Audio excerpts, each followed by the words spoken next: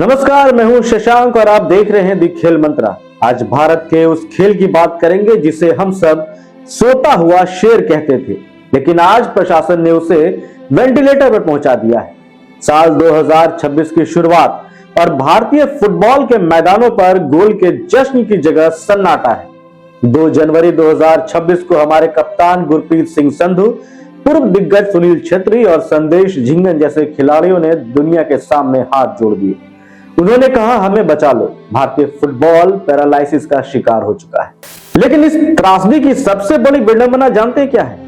आपको premiere league में Manchester United के हारने पर रोते हुए लाखों भारतीय मिल जाएंगे, लेकिन अपने देश के फुटबॉल के इस जनाजे पर बात करने वाला कोई नहीं। आज खेल मंत्रा पर हम इस क्राइम की सिलसिलेवार बात करेंगे। इस बर्बादी की कहानी आज से शुरू नहीं हुई। इसकी नींव 2009 में रखी गई जब Praful Patel All India Football Federation के अध्यक्ष बने। 12 साल तक राज करने के बाद दिसंबर 2020 में उनका कार्यकाल खत्म हो गया था। नेशनल स्पोर्ट्स कोड कहता है कि आप 12 साल से ज्यादा पद पर नहीं रह सकते, लेकिन पटेल साहब ने कुर्सी नहीं छोड़ी। उन्होंने कोर्ट केस का बहाना बनाया और चुनाव टालते रहे। नतीजा, मई 2022 में सुप्रीम कोर्ट को दखल देना पड़ा और इन्हें पद से हटाकर एक प्रशासकों की समिति यानी COA नियुक्त करनी पड़ी, जैसा BCCI में हुआ था। इसी प्रशासनिक खींचतान की वजह से 15 अगस्त 2022 को भारत को वो काला दिन देखना पड़ा जो हमने कभी नहीं सोचा था। फीफा ने भारत को बैन कर दिया। ये केवल एक बैन नहीं था, ये दुनिया के सामने भारत का अपमान था। प्रफुल्ल पटेल पर आरोप लगे कि उन्होंने पद से हटने के बाद भी फीफा में अपनी पहुंच का इस्तेमाल कर भारतीय फुटबॉल को पंगु बनाए रखा। बैन हटने के बाद सितंबर 2022 में पूर्व गोलकीपर कल्याण चौबे नए अध्यक्ष बने। लगा कि एक खिलाड़ी खेल की नब्ज समझेगा, लेकिन यहां से पतन और तेज हो गया। मार्च 2024 में ऑल इंडिया फुटबॉल फेडरेशन के ही मुख्य कानूनी सलाहकार नीलांजन भट्टाचार्य ने सीधे प्रधानमंत्री को चिट्ठी लिख दी।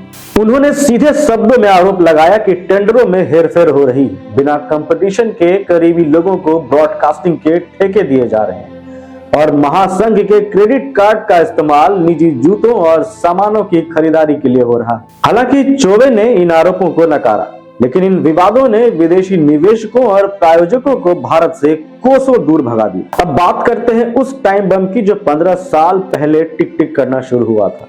9 दिसंबर 2010 को ऑल इंडिया फुटबॉल फेडरेशन ने रिलायंस के FSDL के साथ 15 साल का एक मास्टर राइट्स एग्रीमेंट साइन किया था। यह करार 8 दिसंबर 2025 को खत्म होने वाला था, यानी ISL सीजन के ठीक बीच में। AIFF ने नया टेंडर निकाला, लेकिन 7 नवंबर 2025 की डेडलाइन बीत गई और एक भी बोली नहीं है। कोई निवेशक नहीं आना चाहता था। क्यों? क्योंकि AIFF ने जो शर्तें रखी थी वो अव्यवहारिक थी। निवेशक को करोड़ों रुपए देने तो थे, लेकिन लीग चलाने के फैसलों में उनका कोई हक नहीं। 8 दिसंबर 2025 की रात 12 बजे जैसे ही ये करार खत्म हुआ, भारतीय फुटबॉल की लाइफलाइन कट गई। महासंघ कैश स्ट्रैप्ड हो गया। FSDL से मिलने वाले 50 करोड़ रुपए बंद हो गए और आज लीग चलाने के लिए ऑल इंडिया फुटबॉल फेडरेशन के पास पैसे नहीं बचे। कहते हैं जब हाथी लड़ते हैं तो घास कुचली जाती है, यहाँ घास हमारे खिलाड़ी हैं। नवंबर 2025 से मोहन बगान, केरल ब्लास्टर्स और बेंगलुरु FC जैसे क्लबों ने अपना ऑपरेशन रोक दिया है। हाल ही में एक खबर आई कि 23 साल का मिडफील्डर जिसके पिता लकवाग्रस्त हैं, आज दाने दाने को मोहताज है, क्योंकि उसके क्लब ने फोर्स मेजोर क्लॉज लगाकर सैलरी रोक दी है। क्लब खिलाड़ियों से कह रहे हैं कि सीजन बचाने के लिए भारी पे कट ले लो। खिलाड़ियों का कहना है कि वे एक बहुत लंबी काली सुरंग में है और उन्हें बाहर निकलने का कोई रास्ता नहीं दिख रहा। अब चलिए एक बार सिलसिलेवार तरीके से इस तबाही की टाइमलाइन को देखते हैं। दिसंबर 2010 700 करोड़ रुपए का वो करार हुआ जिसने आज हमें यहाँ खड़ा किया है। दिसंबर 2020 प्रफुल्ल पटेल का कार्यकाल खत्म हुआ, पर उन्होंने पद नहीं छोड़ा। 15 अगस्त 2022 फीफा ने भारत को बैन किया। आजादी की 75वीं सालगिरह पर सबसे बड़ा अपमान। मार्च 2024 भ्रष्टाचार के संगीन आरोप और महासंघ में आंतरिक कलह। 7 नवंबर 2025 ISL के नए टेंडर में 0 बिड आई। 8 दिसंबर 2025 15 साल पुराना करार खत्म, वित्तीय संकट गहराया। 1 जनवरी 2026 नया नेशनल स्पोर्ट्स गवर्नमेंट एक्ट लागू हुआ, लेकिन खेल पहले ही रुक चुका था। 2 जनवरी 2026 खिलाड़ियों ने वीडियो जारी कर फीफा से गुहार लगाई। दोस्तों, भारतीय फुटबॉल आज उस मोड़ पर है जहां से वापसी बहुत कठिन है।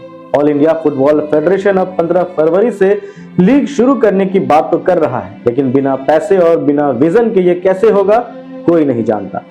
अंत में बस यही कहूंगा, जब तक हम अपने घर के खेल के लिए आवाज नहीं उठाएंगे तब तक हम सिर्फ दूसरों की जीत पर आंसू बहाते रहेंगे। मैनचेस्टर यूनाइटेड की हार पर रोना आसान है, लेकिन भारतीय फुटबॉल को मरते हुए देखना हम सब की सामूहिक हार। देखते रहिए खेल मंत्रा।